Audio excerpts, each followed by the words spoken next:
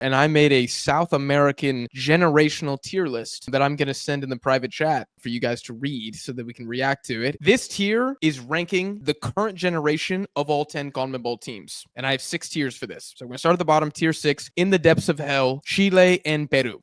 Tier 5, not the worst generation, but bottom 5, no doubt. And I have placed both Uruguay and Brazil. Tier 4, nothing to see here. This is just run of the mill. Ain't nobody gonna be talking about this. I put Venezuela. Yeah. Tier 3 could get there, but too early to say. I put Paraguay and Bolivia. Tier 2, possibly the best generation they've ever had, Argentina and Colombia. And tier 1, already, I'm comfortable saying this, the best generation ever, standing alone, the Ecuadorian national team. What do you guys think of my tier list here? I think it's really good, actually. I think it's spot on. I want to know what Roberto thinks for the Paraguay take. I have some doubts. I'm not even going to mention Paraguay first. I'm going to go for the could get there, but too early to say. If Bolivia don't make the World Cup, then isn't that considered sort of a nothing to see here, especially if Venezuela do it as well? So I would switch those two personally. And yeah, for Paraguay, again, like they have to, well, first they have to qualify, and second you have to see what they do in the World Cup. Because I always feel like you can only judge, and even Martin can say the same thing as well. Like this Ecuador team is fantastic. It's a great side. They're doing so good,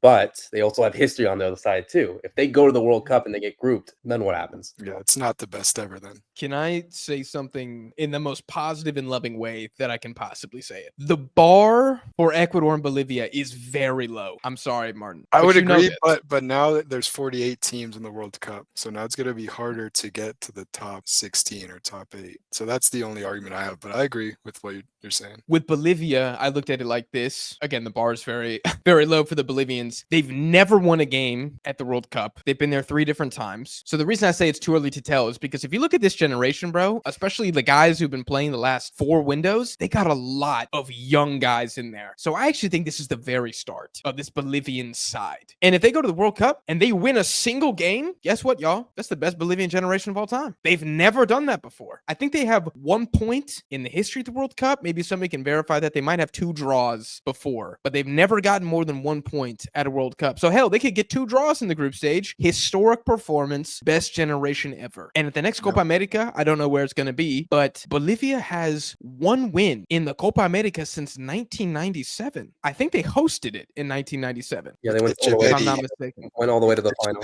And they got second place. So for Bolivia, if you get a win at the World Cup and you get a win at a Copa America that is not hosted, you might be the best Bolivian generation of all time. For Ecuador, I went more on also the fact that I don't really think that there is much history to look at. If you look at the Copa America, it's been a generally rough time for Ecuador. Martin, you would remember off the top of your head better than I do, but I think you guys finished 4th twice when you hosted it or something like that. Am I on the money there, or did I completely make that up? I don't know if you know this, but Mexico beat them in our Copa America that we hosted in '93. God, that is embarrassing. That's how did you let that happen? Dude, I wasn't born yet. I didn't do anything.